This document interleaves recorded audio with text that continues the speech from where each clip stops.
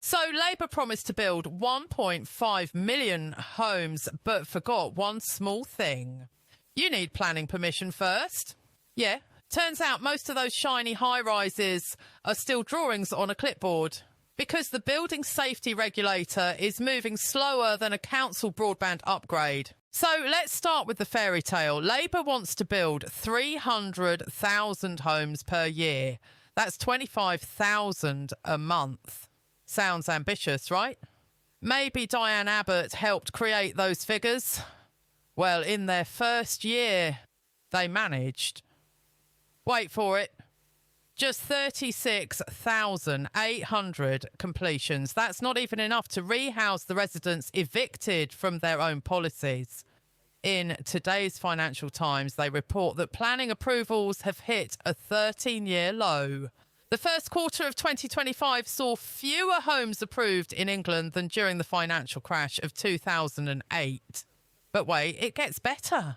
Now, you'd think in a housing crisis, building upwards would make sense, right?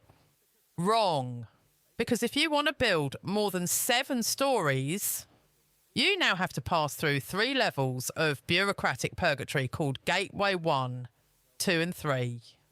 And Gateway 3, the final safety sign-off, only 7 high-rises made it through last year out of 40 applications. I mean, I've seen delivery riders get background checked faster.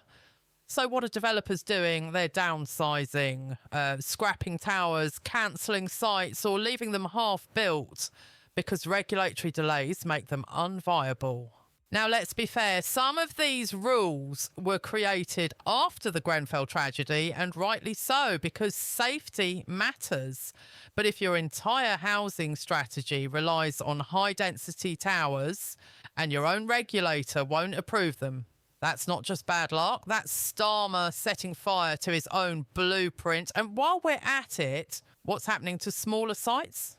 Oh yeah, medium-sized developments, 10 to 49 homes, are now getting thrown into the same bureaucratic swamp, meaning even the quick wins are stuck too. Let's break this down. To hit 1.5 million homes by 2029, Labour needs to build 370,000 homes per year from now on. But the UK has never built that many homes in a single year, not even in the 1950s. You'd need a reformed planning system, not done. A bigger construction workforce, also not done.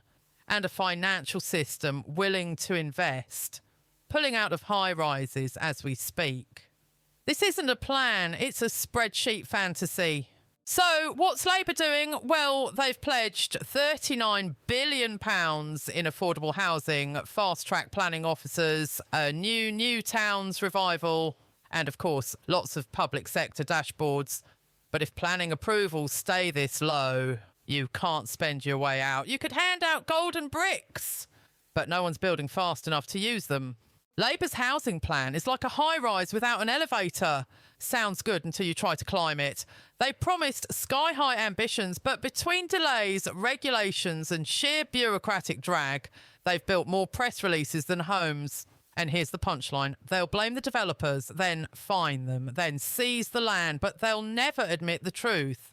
You can't legislate concrete into existence. So, if you're tired of housing targets that mean nothing and government plans that collapse faster than a power station chimney demolition, subscribe to TruthCast UK, because here we don't do spin, we do concrete facts.